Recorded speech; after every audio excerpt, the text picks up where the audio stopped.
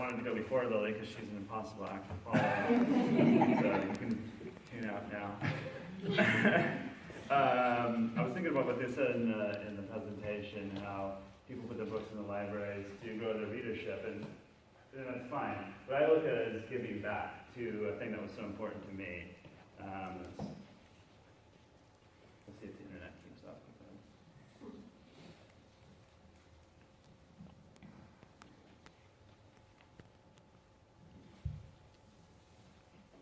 Not going to be the next page. We're going to have to do it full screen. Here we go. Okay. How this began for me is lots of visits to the library. I can thank my mom for that. We go to the library, tons of books coming, came home. So it really came down to that reading. So as we all know, books are magic, and so is reading. It does things in your brain that you don't even understand, right? So that reading books eventually evolved into reading comic books. And the thing about comic books that had the most influence on me was serialized storytelling and action. Just that every month, at the end of the comic book, it's a cliffhanger. You wait for the next one. You want to get you to the next one. That, when it came down to storytelling, to me that was just chapters. I read a lot of Hardy Boys books. Hardy Boys books do that. They end on a cliffhanger every chapter. So what do you want to do? I want to read the next chapter. I have to read the next chapter. I have to buy that next comic book next month. So those were extremely influential on me. Eventually, reading comic books turned into writing comic books, drawing comic books, and those are a couple comic books I still have. They're like 1987, so 2 years ago. Various Transformers back in the day, transforming robots. So a lot of what we drew and what we wrote were based on what we were reading. So they're pretty much knockoffs, but our own versions. So that's where my love of art and using that as I was writing. So you're writing the story, but the visuals help flesh out what you're doing. So writing and drawing comic books. Then I started writing. I had a friend back before the internet. They had bulletin boards. They were called. You use your phone line dialed into them. Well, when my friend was starting this, he started this story. It was this world, a fantasy world, where just like you would post onto Facebook, you would post a short little snippet of a story, and then that was all told from his character's point of view. And so I did the same thing. So I did it from a different character. It was in the same world. So we started writing these stories. I looked at it after 5 months. We wrote like 30,000 words. It was pretty good. That turned eventually into writing short stories, writing novels. And that's where I got to writing what happened on my space vacation. What happened on my space vacation came out of participated in Nano, first time in 2002, and then 2007 I'd done it for like 4 years at that point. I was going to write another one. I'm like, what's my idea? Well, my dad was really influential. My dad, he had this idea. He never wrote it. He had this idea about a family going on vacation in space. You grew up in the 40s and 50s, and where that space exploration, those great sci-fi novelists were talking about this sort of thing. And he was never going to write it. He was never going to write it. So I said, Dad, I want to write the story. Because you're not going to do it. I want to do it. So we went on a camping trip. On the ride up there and all back, I just grilled him. I asked him, what did you want the story to be? What elements did you want in there? I had some ideas. What does the spaceship look like? Who's the family members? What can they do? Stuff like that. So I did that, and then for one November 2007, I wrote it. And got most of the way through. Hit 50,000 words. We're done with Nano. So I spent the next few years finishing up the story and revising it. 14 revision passes according to my computer, which is, that's when you're like, I hate this story. Nobody's gonna like this. I hate it. I don't want to read another word of it. So you guys know what that's like, and it's painful, but it's crucial, right? You got to go through that story. You got to hammer this way. And this is the case where I'm doing everything. I'm editing it. I have you don't always have the money to do what you should. You want to pay that editor because there's a person out there that is better editor than you are, and but they also cost money. So if you don't have that money and you think you get better at it after 14 passes, right? So My brother painted the cover, did some interior illustrations with me, and I published that on CreateSpace and Kindle Direct Publishing. I'm going to go ahead and read you my excerpt now. This is from, just a little misleading, this chapter, but the novel is about a 17-year-old teenager who is going on vacation in space with his family. And as many teenagers, they feel they don't necessarily like going on vacation, their family. Anyway, he's got a younger sister, a 12-year-old sister with a very, very active imagination. This is chapter 3. What happened on episode 297 of Quantum Girl? You'll never get away with this, Clark, Quantum Girl screamed. Do you hear something, Lieutenant Flegg? Commander Clark asked. Lieutenant Flegg shook his scaly reptilian head. Flegg didn't talk much because Quantum Girl had shot his tongue off several weeks earlier. Commander Clark laughed, his tri-forked tongue slithering out between lips the color of swamp rot. I thought I heard the pitiful squeaks of an animal caught in a trap. Let me go, Quantum Girl yelled, her fingers white as they gripped the bars of her hanging prison. The cage was suspended over a volcano-shaped crater that boiled with blue alien goo. The goo popped, fizzled, and gurgled like an empty stomach. The cage, held in place by an ancient, rusted chain, swayed and jerked, lurching precariously over the goo. What's the matter, Princess? Don't like your accommodations? Commander Clark asked. So very sorry. It was the best I could do without warning. If you're going to invade my secret lair and try to thwart my plans to destroy Moon Base Luna 1, then you're going to have to give me more advance notice. Quantum Girl's faithful companion, a spunky cat dog named Quasar, let out a threatening meow bark, his feline teeth extended, hair bristling. If the gaps between the bars had been bigger, Quasar would have leaped through and attempted to snatch the cage control module from Commander Clark. Quasar was that fearless and that smart. No, boy, Quantum Girl said, placing her hand on Quasar's head, right between those spotted, floppy ears of his. Don't do anything rash. We'll get out of this. She adjusted her yellow tunic and her pink skirt and sighed at the black scuff marks on her knee-high boots. She ran fingers through her silver and gold hair, smoothing a few strays back into the fold. Underground caverns were so damp, and the excess moisture played havoc with her epidermis. Cosmic rays helped her maintain her flawless skin tone. A timely escape was imperative. Bad guys always get what's coming to them. Commander Clark roared in laughter at that. You came to me, Princess. That means I get you. You're mine. Stop calling me that, you big, ugly lizard. Not a chance. Your boyfriend isn't going to save you this time. I made sure your beloved Captain Zeod has troubles of his own. He'll be occupied for quite some time, my pretty princess. I'm not your princess. I'm not anybody's princess. That's not what you told me on our last date, came a surprised voice from behind Lieutenant Flegg.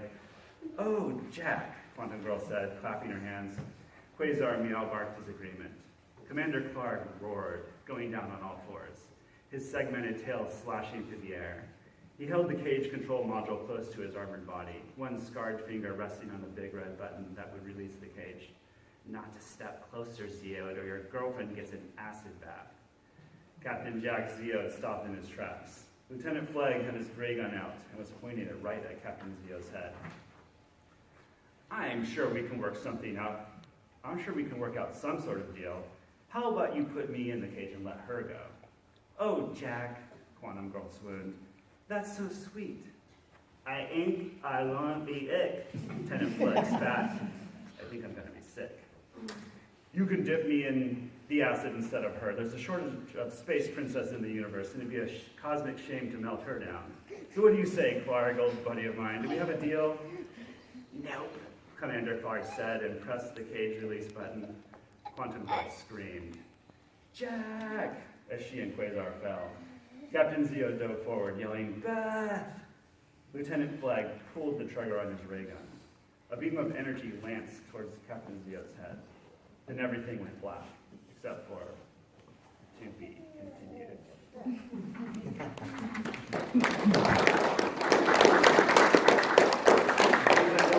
I just want to show you my desk as you pan over to the left. left would be Lily's desk, so it's right there. One thing is the inspiration wall, which is something that I use. I do a lot of my own artwork for the stuff since, finances. So it keeps it in my mind. I put the pictures of my characters up there. That's there. That helps me write. I have my walk-on picture of my wife and stories. So all my inspiration's all in one place. How I write. I want to do this real quick. The idea. First is the idea. You never know when it's going to hit you, right? When's that idea for that? Now goes the story. I woke up one day and I went to work. Got in my car. The odometer said 911. That was the story idea. I wrote that story. I mean, that was all it took. It's like, what if somebody gets in their car, their odometer reads 911, and they have the worst day of their life? It was something very, very small, and yet it was there. The unexpected. The unexpected is that thing that makes your story interesting. It's that twist. What is the hook here? What's going to pull me in? Growing up with comic books, or even Star Wars, Empire Strikes Back is a very unexpected moment in it. Very famous, so I won't spoil it. You may not have seen it. But it's that, I'm always looking for that. How can I make my audience think this, and then twist it, and then it's now the opposite? Because I enjoy that in movies. Those are the movies that I remember. That hook is there, the unexpected. The outline, I use an outline.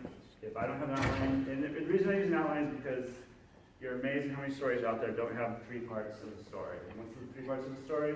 Beginning, middle, and an end.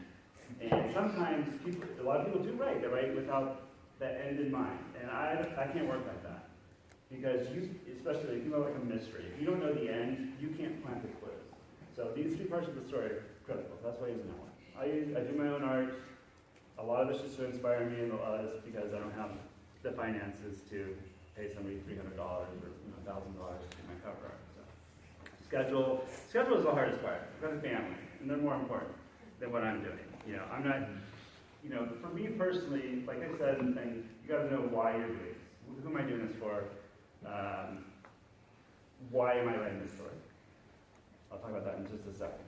But so that schedule gets interrupted. But even if it's 15 minutes a day, that routine is what gets you through.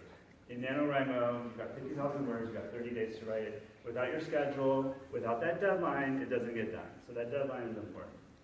So if you're going to write a story, and your intent is to write a novel, you're going to have to come up with that schedule. And the cycle is write, rewrite, write, rewrite. Okay. You write that yet. You're going to have to go through your story multiple times. That's important, because you can't sell a book, you can't be the author until you are what? An author first. You've got to write your story. I've got a lot of influences, just quickly skip that. Stephen King, William Gibson, C.S. Lewis, George Lucas. Very much a genre, populist reading. Things I've learned. Don't be afraid. Don't be afraid. Writing a novel can be intimidating. I can't do that. When I first did Nano, that was my first novel. And I was like, I didn't know if I could write 50,000 words. I didn't know. I was a little bit, maybe I can, maybe I can't. So don't be afraid. You've got to get past that. You can do it. Even if nobody ever reads, especially if nobody ever reads it, what do you have to be afraid of? Chris Beatty, who founded Nano, or National Novel Writing Month, says, don't be a one-day novelist. A one-day novelist is not a person who writes a novel in one day. They're a person who says, I'm going to write a novel one day. So that's I wrote this down. Nobody cares about the novel in your mind. They only care about the one in their hand. Okay. You've got to actually write the novel. Get out of here, right? Write for yourself first, because, this isn't our job. At least not yet, right? Independent authors, we're not Stephen King or whoever. We can't go out there and we're not making money at this necessarily yet. But write for yourself first. Write the story that's in here. They talked in that presentation about writing for genre. That's something that's probably like just antithesis to my process. Some people, yes, once you're established, maybe you can do that. And people write. You look at TV shows; they are written for a specific audience almost all the time, and that's why they're all the same. Write something different. Nobody else is going to write your story for you. There's the bottom. It has to be in the chair, typing on the computer, or however you choose to write. Nobody can do it for you. Be prepared to do everything yourself. And you can. The tools are here, right? This is what it's all about. We can do it on this computer. I can print a PDF, I can upload it to CreateSpace, I can do that all myself. And you can do it, because I did it. My novel's sitting out there on the table, proof that it can be done. On the other hand, the corollary, the opposite is don't do everything yourself. There are people, sort of know where your strengths are. I'm not the best cover artist, I'm absolutely not. Know what you can do, and try to find a way to afford it if you can. You have to trade favors. I coerced my brother into paying my novel cover. So. Yeah, exercise that sibling influence. Brace for brutal criticism. My first short story was a scary story. Put it online. It got eviscerated so hard I was almost in tears. I was like, oh my goodness. It's totally depressing that they said you have no characters at all. You've got obsessive characters that have no motivation. I was like, okay. But that was important, and I wish I had that criticism. I would put it up on the wall because that was important in knowing that your friends will tell you good things. And yes, your story's not that bad. Can it compete with John Grisham or anything like that? Who knows, right? We're capable of that, but just be careful. People beat up the best authors, right? I mean, they'll say it's Stephen King, one of the most successful authors in the world. They'll just be like, the story is garbage. Well, maybe it's garbage for you, but it doesn't mean it's for everybody. So you got to get ready for that. It hurts them too. People say that J.K. Rowling, that author too, but yet she's obviously not, right? Limit your investment, limit your risk, pay your taxes. They put a lot about, those people work for companies on the presentation, like, they want you to pay. And I can't knock any of those things. But as independent authors, we have to ask ourselves, well, how much am I going to risk? I know authors will put like thousands of dollars into a book that's never going to sell. So, pay your taxes. Register for your tax ID, collect sales tax. Family's more important than your story. Sometimes you have to say, I got to go. How I keep this going, as you can see how I've got this going, I had kids, and one of them likes to write. They both read very well. Actually, all three of them, working on the youngest. And best of all, keep writing. Or most important of all, keep writing. So no matter what, you don't stop. That's it.